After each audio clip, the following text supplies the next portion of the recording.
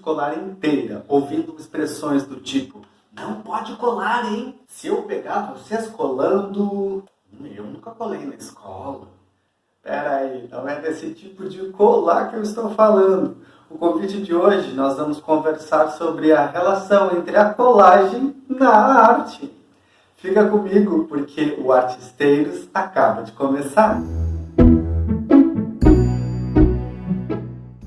Oi gente, tudo bem? Bem-vindos! Eu sou o Jefferson Nascimento, arte educador, e você está no Artisteiros, Arte Educação na Prática.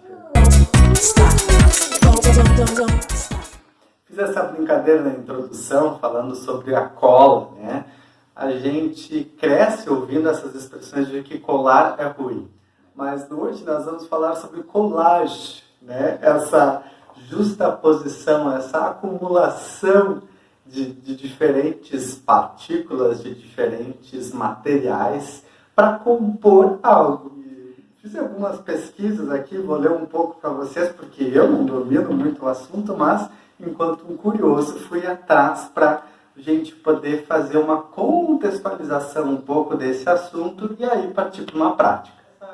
Desse percurso histórico assim, da colagem na história da arte, e que não é uma novidade não, assim, a gente costuma brincar que a colagem é o primeiro Photoshop que existiu, né? É importante a gente entender que a gente pode olhar para a colagem tanto enquanto uma técnica, o ato de colar para compor as suas produções, ou ela enquanto um resultado estético, né? A finalização desse processo também passou por uma etapa de colagem, enfim, né? A questão histórica, assim, existem várias vertentes, cada uma vai dizer uma coisa, não se tem uma precisão, assim, na linha do tempo da história, sobre a real origem, ou quando que começaram, assim, os primeiros movimentos de colagem na antiguidade. Outros vão dizer que já na Idade Média se tinha esse hábito de colar, pegar fragmentos de pergaminhos, de textos escritos que já estavam deteriorados, e quando iam transcrevê-los, já se fazia colagem desses enxertos dos textos antigos, dos pergaminhos, para os textos novos, então ia compondo ali uma espécie de camada, né, entre o texto antigo e o texto novo. Mas, historicamente, assim, oficialmente, se fala mais na história da arte a partir do movimento do cubismo, quando alguns artistas vão olhar para a colagem enquanto uma forma de manifestar uma arte nova que ia contra aquela arte tradicional representada pelo belo, pela relação de verossemelhança e tudo mais, né, do ideal natural e tudo mais que a gente já sabe. Essa arte tradicional, ela trabalharia com os materiais mais nobres, é o mármore, a tinta tal, a tela feita de tal forma, da melhor forma, né? E esse movimento cubista, ele vai trabalhar também com esses materiais mais reaproveitáveis, esse olhar das boas artes descartaria, como pedaços de madeira, tecido, vão experimentando outras texturas. Tem uma obra muito especial que foi composta pelo Picasso, se chama A Cadeira de Palha, de 1912. Pega realmente um pedaço de um assento de uma cadeira, né, que tem essa palhinha aí, coloca retalhos de pinta, uma parte como se fosse uma própria parte da cadeira, né, recortada, e vai fazendo composições com essa imagem. Isso chama muito a atenção de todo mundo. Ele continua produzindo, depois ele produz o violão, ele produz o copo e a garrafa de Suzy, também em 1912. É importante pensar que a colagem ela é utilizada não somente nas artes visuais e nas artes digitais, né, como a gente vê hoje, assim, pela utilização dos softwares e tudo mais, mas ela é utilizada na fotografia, no cinema, no teatro. Quando a gente cria uma cena, a gente vai colando trechos de diferentes vertentes e vai compondo aquela cena, por exemplo. Então, é bacana a gente entender essa relação de colagem enquanto uma organização, uma justaposição de elementos de diferentes mídias né, organizados aí num suporte.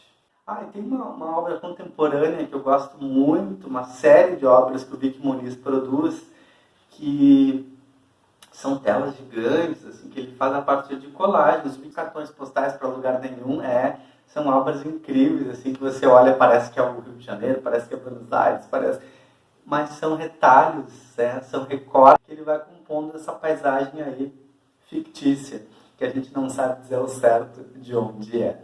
E se você olhar bem de pertinho, você vai conseguir ver rostos, outras ações de gravuras que foram recortadas, mas que a longa distância a gente já transforma isso para uma montanha. Então aquilo não é mais um rosto, não é mais uma pessoa, mas acaba ganhando outras características, né? O movimento dadaísta, na sequência, vai também se aproveitar da colagem e usar isso enquanto uma manifestação artística e também política para falar sobre o seu tempo.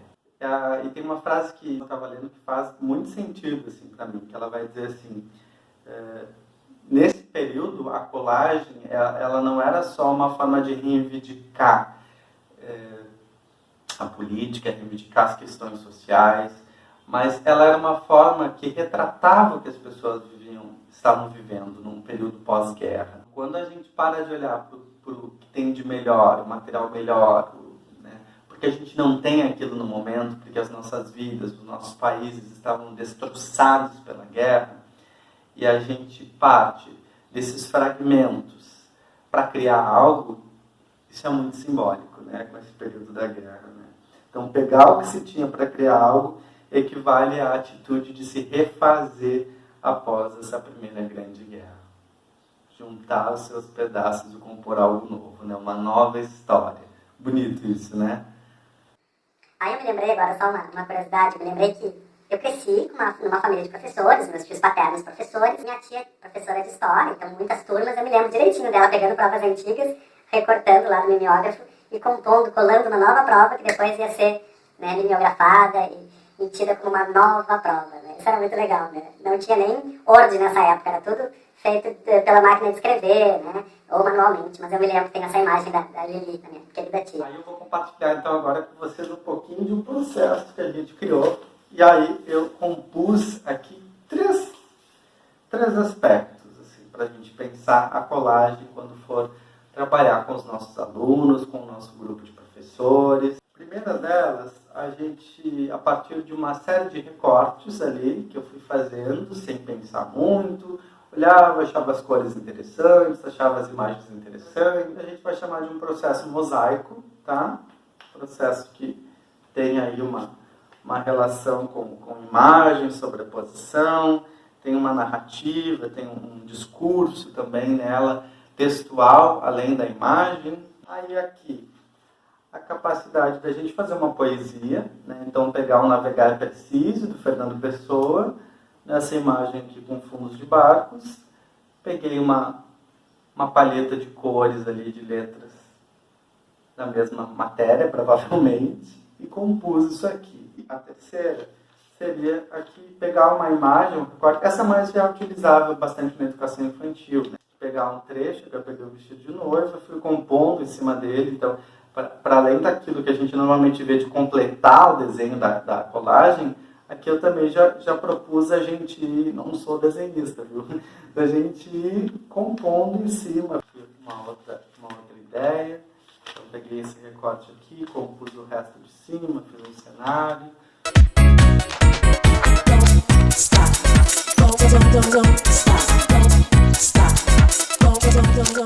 O que eu constatei? Assim? Primeira coisa, assim, eu separei aqui 5 processos que são importantes para a gente fazer. O primeiro é separar as imagens aleatórias, né? Recorte da pessoa com cabeça, sem cabeça. Vou vendo ali o que eu acho interessante. O segundo ponto, a gente vai analisar elas pensando matemática para composição. Isso é bem importante. Eu peguei 2 edições de uma mesma revista, que já tem uma característica editorial, o jeito das fotografias aparecerem. Era muito assim, em relação de mulher, homem e bebê. Então não tinha muito carro, prédio, essas coisas assim para eu compor algo. Então acabou que ficou uma coisa muito voltada à infância na minha composição aqui. A minha montagem, né, esse segundo passo que veio na análise, veio a partir desses dados ali que eu tinha coletado no recorte. Então é importante a gente fazer essa análise para a gente poder direcionar qual que é o tema que a gente vai fazer essa colagem.